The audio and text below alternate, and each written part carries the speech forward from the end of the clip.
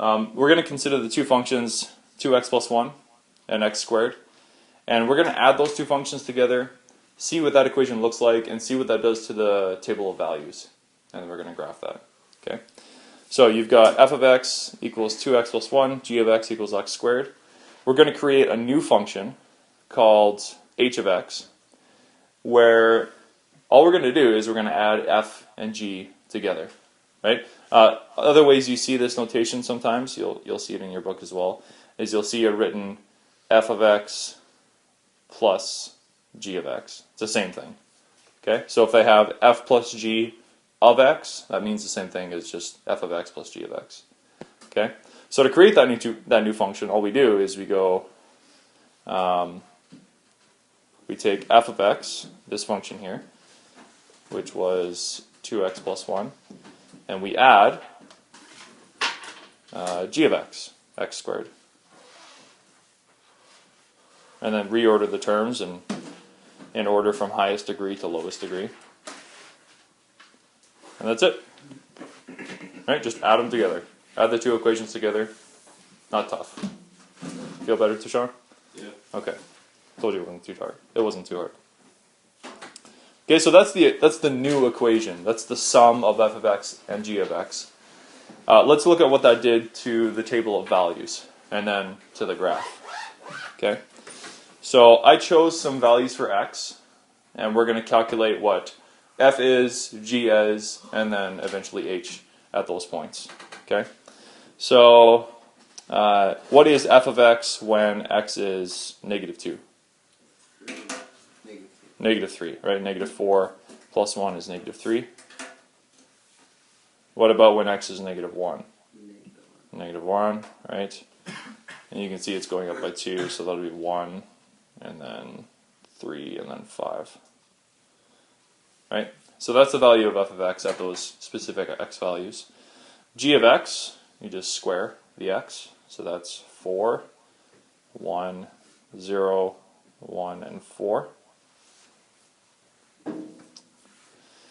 And then h of x, you can do a couple of different ways, right? You could take the function that we found, x squared plus 2x plus 1, right? You can take that and put the x values in and calculate h.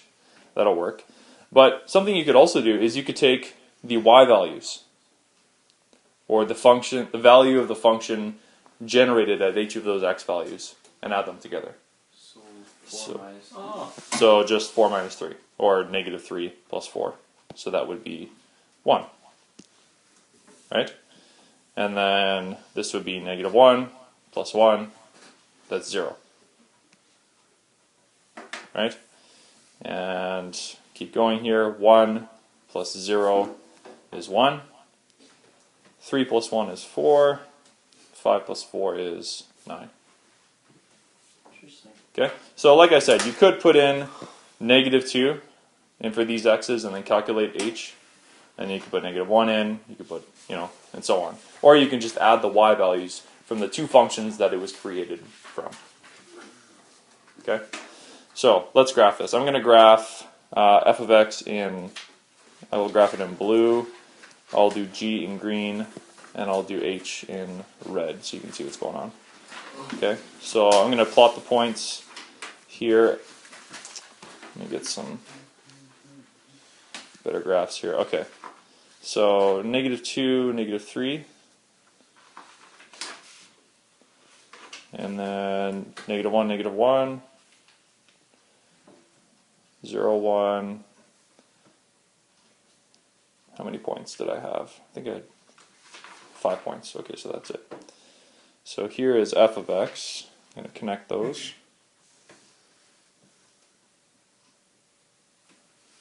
Okay, so that's f of x. G of x is a parabola. Pretty simple parabola. So negative 2, 4.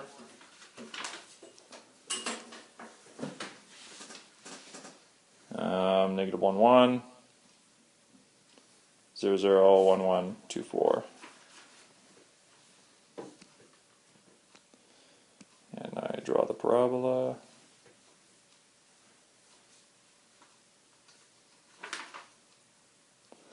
And then the red graph, which is h,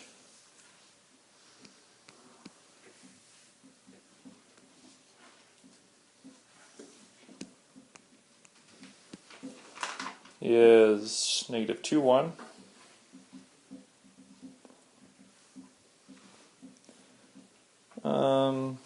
Negative 1, 0. 0, 1. 1, 4, and 2, 9.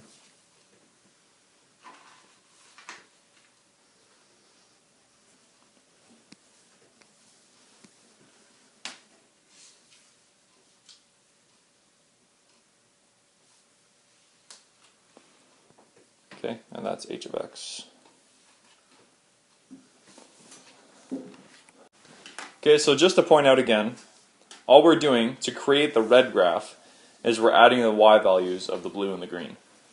Right? So to get this red point right here, the x value stays the same, but we add the negative 3 for the y value and the positive 4, and you get a result of positive 1.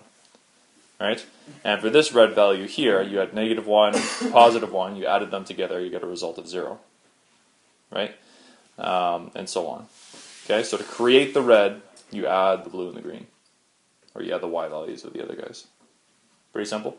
And if you were subtracting the functions, then you would just subtract the y values. Okay, so it's pretty straightforward. Domain and range of h. Okay, just for some practice here.